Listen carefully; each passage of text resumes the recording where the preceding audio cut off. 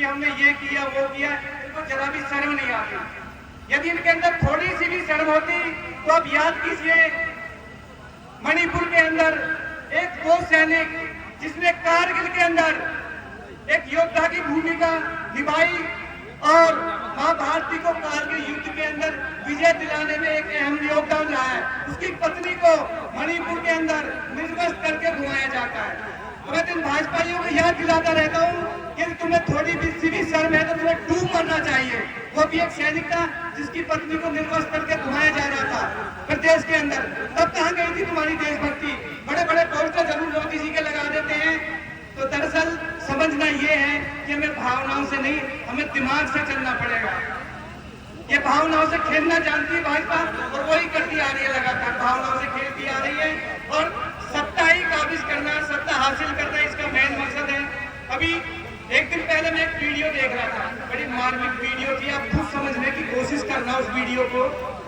Social media पर वो video चली, हम में से किसी का बेटा अमेरिका जाता है पढ़ने के लिए और उस बेटे को एयरपोर्ट के ऊपर अमेरिका की पुलिस पकड़ती है, पकड़ती ही नहीं है, उसको घसीटा जाता है, उसको ऊपर लिटाया जाता है, उसके हाथ हथकड़ियों से बांधे जाते हैं। इस तरह से उसके साथ में इतना अत्याचार होता है जैसे कि वो अपराधी हो, कोई आतंकवादी हो जो अमेरिका के अंदर घुस गया हो। किसी दूसरे देश के व्यक्ति ने वो वीडियो बनाई और सोशल मीडिया पे डाल दी। उस पर लिखा है कि मेरे भारत देश के लोगों जरा देखिए कि मोदी जी का डंका विदेशों में कैसे बज रहा है। खुद आपका बेटा, आपका बच्चा यदि गलती से कोई तू भी बोल देता है और उसकी गलती नहीं है तो गारंटी दिखा लो, आप जान लगा दो अपने बेटे के लिए, अपने बच्चे के लिए। वो भी किसी का बेटा है जिसके साथ आतंकवादियों जैसा व्यवहार हो रहा है।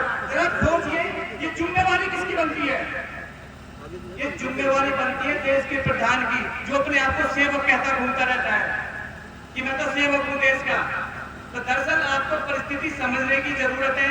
जहां तक उत्तर प्रदेश की मैं बात करूं तो उत्तर प्रदेश के अंदर 22,000 से ज्यादा स्कूल बंद हुए हैं। यहाँ पे शिक्षा का स्तर जो है दिन पे दिन गिरता जा रहा है। तो जहां तक मैं प्रवासी मजदूरों की बात करूं, बिहार के बाद दूसरा नंबर उत्तर प्रदेश का ही आता है। जब इतनी अच्छी स्थिति है उत्तर प्रदेश के अंदर तो हमारे लोग बाहर प्रदेशों में काम करने क्यों जाते हैं? क्यों जाते हैं? वो इसलिए जाते हैं कि उनको पता है कि यदि मैं बाहर काम करने नहीं गया तो मेरे परिवार का भरण पोषण कैसे होगा, मेरे बच्चों की पढ़ाई कैसे होगी। उसकी मजबूरी बाहर प्रदेशों में जाकर के काम करना। तो आपको समझना होगा, ये समझना जरूरी है कि देश के अंदर लोकतंत्र है और इसमें सबसे बड़ी ताकत वोट की ताकत होती है। प्रत्याशी आपको चुनना है, विधायक सांसद आपको चुनने हैं, पंचायत का सदस्य आपको चुनना है।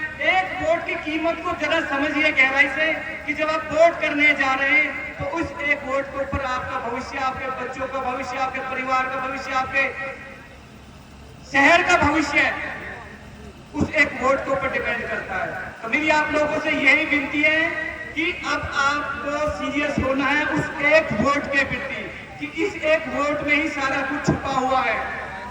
और जब हम लोग कहीं अपनी बहन बेटी का रिश्ता करने में जाते हैं, आपने देखा होगा ग्रामीण क्षेत्र से हो ज्यादातर आप लोग कि बहन बेटी का रिश्ता करने जाते हैं तो हम 100 सवाल खड़े करते हैं कि लड़का क्या कर रहा है, लड़के का पिता क्या कर रहा है, उसकी बहन कहाँ है, उसका जीजा कहाँ है, उसके घर वाले क्या काम करते हैं, बच्चा कितना पढ़ा लिखा है। करते नहीं करते सारी जान पहचान पूछताछ करते हैं हम लोग, तब जाकर के फैसला लेते हैं कि हाँ भाई अपनी बहन बेटी का यहाँ रिश्ता कर सकते हैं। लेकिन देश चलाने वाली बात है इसमें तो और आपको 2 कदम आगे बढ़ के सीरियस होना है कि ऐसा कौन सा व्यक्ति, कौन सी पार्टी है जो वाकई सेवा करना चाहती है देश की।